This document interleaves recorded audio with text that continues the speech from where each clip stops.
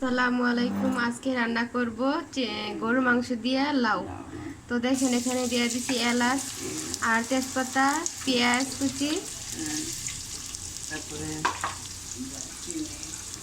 এখানে দিয়েছি দারচিনি, 1 চামচ লবণ দিয়ে হচ্ছে এখানে এখানে 1 চামচ দিয়েছি আদা, হালকা করে পেস্ট ভেজে নিয়েছি। তো এখানে দিয়ে হচ্ছে 1 চামচ রসুন, 2 চামচ হলুদ, জিরা গুঁড়া,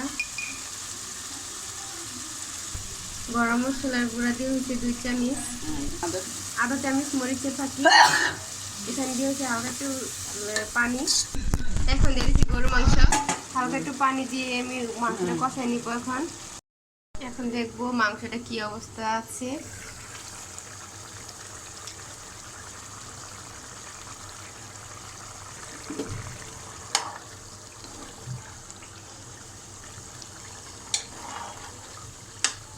মাংস সিদ্ধ হয়ে গেছে।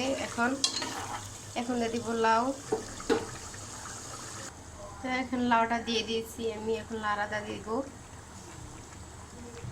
লাউটা দিয়ে আমি এখন ডাইকা দিচ্ছি, একটু হালকা একটু হয়ে আসুক, তারপর আমি নাড়াচাড়া দিয়ে দিব।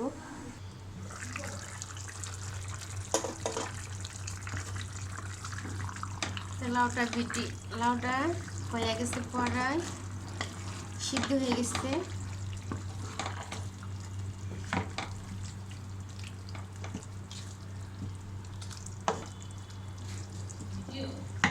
আর একটু হলেই হয়ে যাইব।